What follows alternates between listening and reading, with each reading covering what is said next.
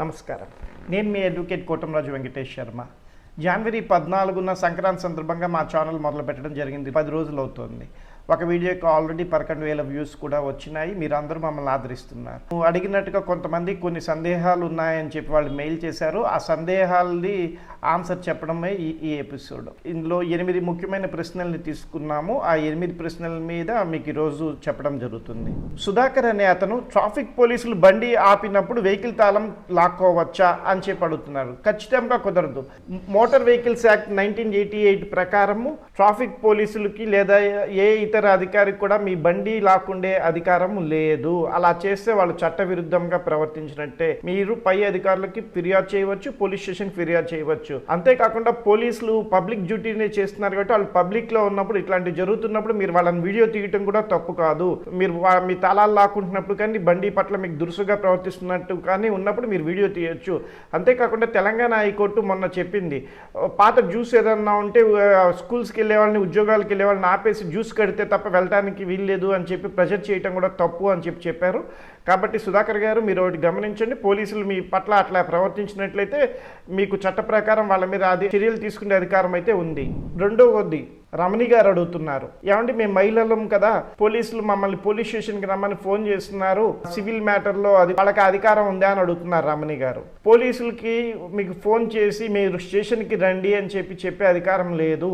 కేవలం వాళ్ళు ఒక నోటీస్ పరంగా మాత్రమే మిమ్మల్ని స్టేషన్కి పిలవగలరే తప్ప పోలీసులకి అపరిమిత అధికారాలు లేవు. మనం వాళ్ళకి గౌరవం కొద్దీ వాళ్ళ సమయాన్ని వృధా చేయకూడదని చెప్పి కస్టమరీ ప్రాక్టీస్ కింద వాళ్ళు పిలవంగానే మనం వెళ్తున్నాం. దాన్ని కొంతమంది పోలీసులు దుర్వినియోగం చేస్తున్నారు. కాబట్టి ఇక నుంచైనా మనము సివిలైజ్డ్ లా స్ట్రక్చర్లోకి, సొసైటీలోకి వెళ్ళాలి. కాబట్టి ఎవరన్నా అట్లాగా పిలిచినప్పుడు చేసినప్పుడు ఎందుకో మాకు నోటీస్ పంపించండి, చేయండి, నోటీస్ ఉంటేనే మేము వస్తామని చెప్పి అడగటంలో తప్పులేదు. ఇంకొకటి వచ్చేటప్పటికి వాట్సాప్ నోటీసులు కూడా మీరు అంగీకరించక్కర్లేదు. జోసెఫ్ గారు అడుగుతున్నారు, డిఫాల్ట్ బెయిల్ అంటే ఏమిటండి అని చెప్పి అడుగుతున్నారు. ఇప్పుడు మొన్న ఏపీలో ఒక ప్రముఖమైన కేసులో డిఫాల్ట్ బెయిల్ ఇవ్వటం జరిగింది. ఏసీబీ కోర్టు వారు దాన్ని హైకోర్టు కొట్టివేయటం జరిగితే అది సుప్రీంకోర్టుకు వెళ్ళింది.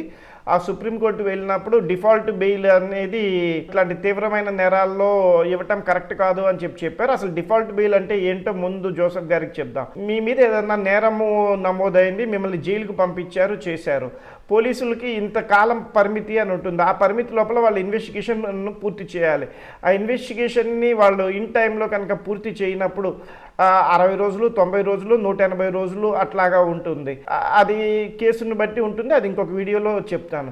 ఆ టైం లోపల వాళ్ళు ఛార్జ్ షీట్ కనుక ఫైల్ చేయలేకపోయినా, ఇన్వెస్టిగేషన్ పూర్తి కాకపోయినా, ముద్దాయి ఎవరైతే జైల్లో ఉంటారో వాళ్ళకి డిఫాల్ట్ బెయిల్ అడిగే అధికారం ఉంది. ఆ డిఫాల్ట్ బెయిల్ అట్లానే ఈ ప్రముఖమైన కేసులో కూడా అడిగితే కోర్టు వాళ్ళ పిటిషన్ అలౌ చేసింది. కాకపోతే సుప్రీంకోర్టు వారు ఏమన్నారంటే డిఫాల్ట్ బెయిల్ అనేది కేవలము ఛార్జ్ షీట్ వేయకపోయినంత మాత్రాన ఇచ్చేది కాదు, అది కొంత మెరిట్స్ కూడా ఉండాలి, అది discretionary power of the court అని చెప్పింది.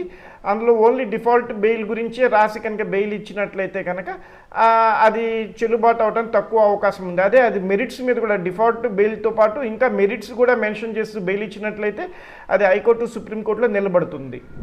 ఈ సందేహం శృతి గారు అడుగుతున్నారండి. తల్లిదండ్రులు తమ సొంత కష్టార్జితంతో సెల్ఫ్ ఎక్వైర్డ్తో కొన్న ఆస్తి నుండి మేజర్ అయిన కొడుకు లేదా కూతుర్ని బయటికి పంపించే హక్కు ఉందా లేదా అని అడుగుతున్నారు.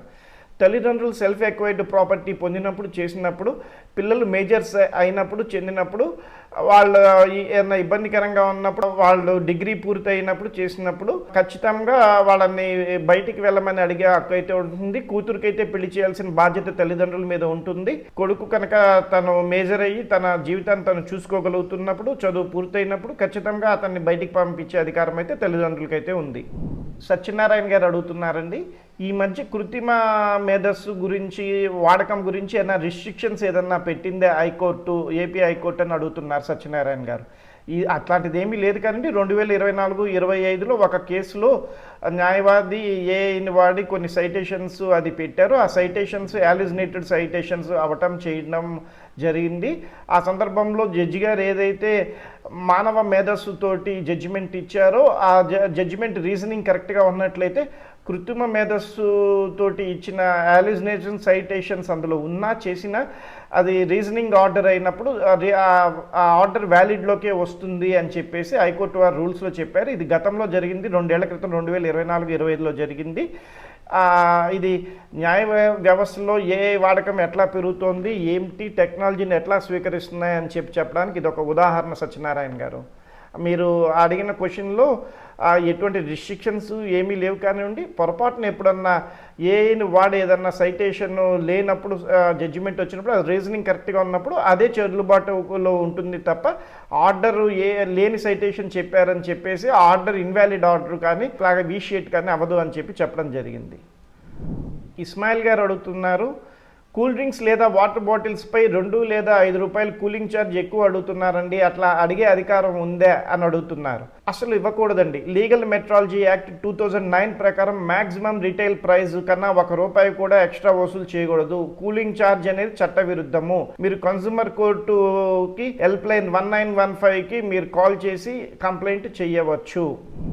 ఇది ముఖ్యమైనది. మన ఎన్ఆర్ఐలు అడుగుతున్నారు, సార్ ఊరికినే బ్యాంక్ అకౌంట్లు ఫ్రీజ్ చేస్తున్నారు, వారి పేరు చెప్పొద్దన్నారు, చేస్తున్నారు, అట్లా అకౌంట్ ఫ్రీజ్ చేసినప్పుడు మనం ఎటువంటి చట్టరీత్యా చర్యలు తీసుకోవచ్చు అని చెప్పి అడుగుతున్నారు. పోలీస్ లేదా సైబర్ వాళ్ళు ఫ్రీజ్ చేయొచ్చా అని అడుగుతున్నారు. అవునండి, ఫ్రీజ్ చేయవచ్చు, కానీ మీరు డీఫ్రీజ్ చేసుకోవచ్చు. దానికి సంబంధించిన వీడియో కూడా మన దాంట్లో చేసాము. ఆ వీడియోని కూడా మీరు చూడగలరు.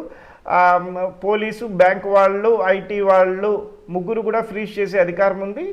దాని గురించి క్లుప్తంగా మీకు కావాలంటే మీకు పర్సనల్ మెయిల్లో చెప్తానండి, లేకపోతే మీరు సంప్రదించినా చెప్తాను. ఇవన్నీ కూడా ఈ వారం మనల్ని అడిగిన క్వశ్చన్స్లో ముఖ్యమైన క్వశ్చన్స్ తీసుకున్నాము. ఇంకా మీకు ఇట్లాంటి వాటి మీద దేని మీద అయినా సందేహాలు కానీ మీరు కూడా ఏదన్నా అడగాలనుకుంటే కనుక మమ్మల్ని సంప్రదించవచ్చు. ముఖ్యమైన క్వశ్చన్లు ఎంపిక చేసి ప్రతి శని ఆదివారాల్లో ఒక రోజు మీ ప్రశ్నలకి మా సమాధానాలు ఇస్తాం. మీ అడ్వకేట్ కోటంరాజు వెంకటేష్ శర్మ. జై హింద్.